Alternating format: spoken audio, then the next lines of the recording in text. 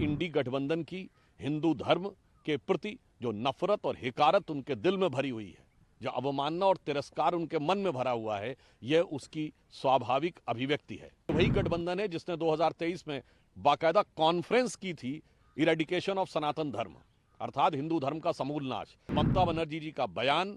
इंडी गठबंधन की सोच का प्रकटीकरण है और भारत के विरुद्ध,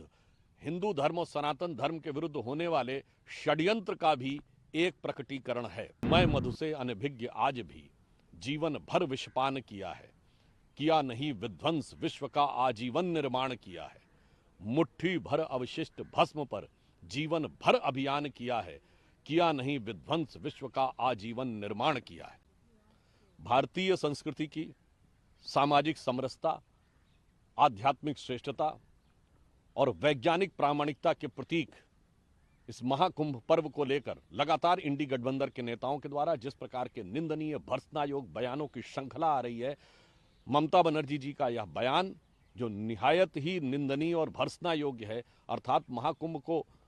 मृत कुंभ कहना, यह उसी का एक अंग है। इससे पहले कांग्रेस अध्यक्ष खड़गे जी स्नान करने का मजाक उड़ा चुके हैं, उसके बाद अखिलेश जी अवमानना और तिरस्कार के बयान दे चुके हैं, लालू प्रसाद यादव जी भी इस भावना का तिरस्कार कर चुके हैं और आज ममता बनर्जी जी वही करती हुई दिखाई पड़ रही हैं। अतः यह इंडी गठबंधन की हिंदू धर्म के प्रति जो नफरत और हिकारत उनके दिल में भरी हुई है, जो अवमानना और तिरस्कार उनके मन में भरा हुआ है, यह उसकी स्वाभाविक अभिव्यक्ति है। इन लोगों का इस प्रकार का विचार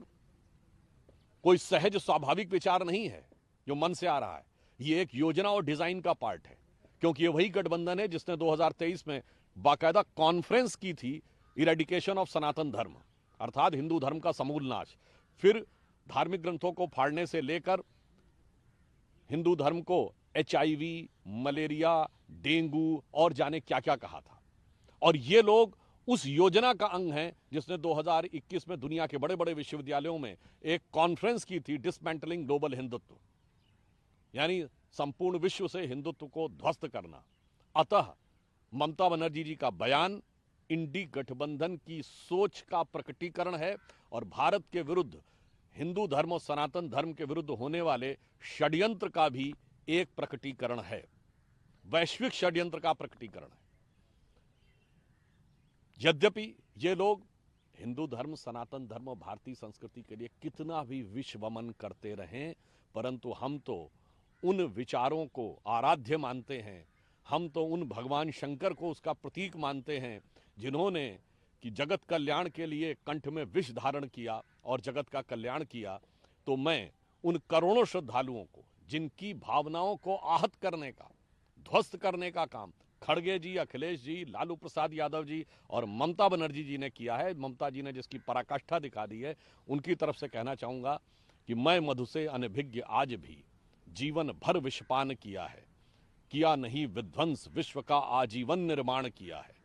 मुट्ठी भर अवशिष्ट भस्म पर जीवन भर अभियान किया है, किया नहीं विध्वंस विश्व का आजीवन निर्माण किया है। परंतु मैं यह भी बताना चाहता हूं कि देश की सारी सनातनी जनता इसको समझ रही है और इसी कविता की अगली पंक्ति में इसका भी उत्तर है कि प्रलयंकर हूं महाकालबन, पापों का अवसान किया है, किया नहीं विध्वंस विश्व का आजीवन निर्माण किया है। तो सृजन और विध्वंस जहां हमारे हाथों में खेलते हैं, उस उदात्त विचार के साथ इनके द्वारा किए गए विश्वमन को हिंदू समाज अपने कंठ में धारण करके इस भारत की राष्ट्र की प्रगति में अपना योगदान देता रहेगा और इन लोगों की नफरत और हिकारत को नकारता रहेगा।